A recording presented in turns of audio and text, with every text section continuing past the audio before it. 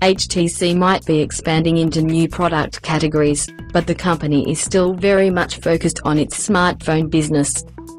Today, the Taiwanese phone maker unveiled its latest flagship handset, the HTC One M9, at the Mobile World Congress Wireless Show in Barcelona. Sticking with the "if it ain't broke, don't fix it" adage, the One M9 doesn't bring a ton of major changes over its predecessor. Rather, it enhances some of the previous model's best features and addresses some customer pain points. On the design front, you'd be hard-pressed to see a difference between the One M9 and One M8 at a glance. It keeps the same 5-inch, Full HD 1080p display, but the One M9 is slightly slimmer and lighter than the M8. It also has a more subtle curve on the back for better ergonomics, and the power button has been relocated from the top of the device to the right side, just beneath the volume buttons.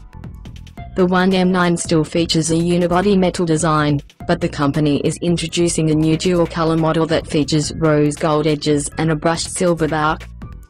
The phone will also be available in gunmetal gray. The biggest hardware change comes in the camera department.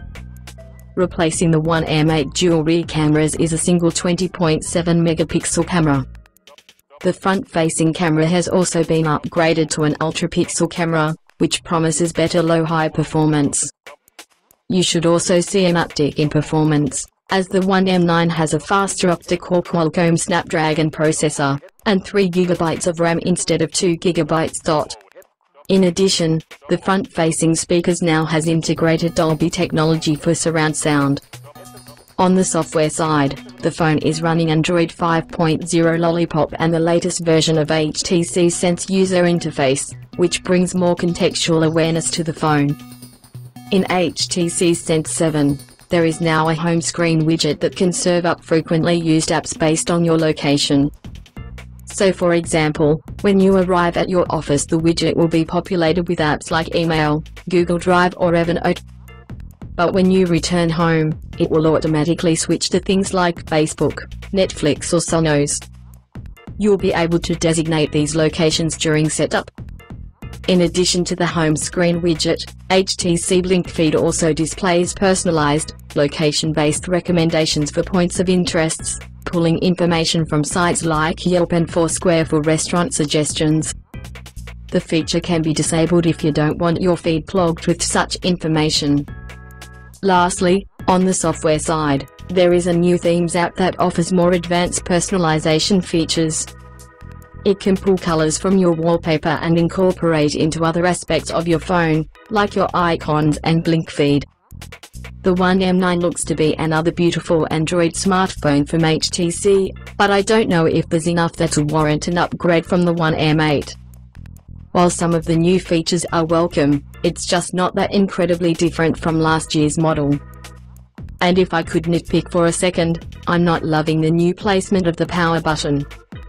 Having it below the volume controls doesn't feel natural, and all the buttons are roughly the same size, so it's hard to distinguish by feel.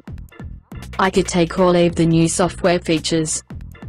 I've always preferred the stock Android experience, though if I had to choose between HTC's Sense and Samsung's TouchWiz interface, I'd go with the former. Aside from the software, one way HTC has always been able to differentiate itself from other Android devices, particularly the Samsung Galaxy S series, is with its premium design. But Samsung is expected to announce its latest flagship smartphones later today, and if the rumors are true, the Korean electronics company will finally ditch the plastic construction for a more high-quality, glass and metal design. We'll reserve our final judgment till we review both smartphones. The HTC One M9 will be available from AT&T, T-Mobile, Sprint and Verizon in early spring, plus Amazon, Best Buy, Costco and Target. Pricing was not revealed at this time, but it should be similar to the One M8's pricing of $200 on contract or between $500 and $650 off contract.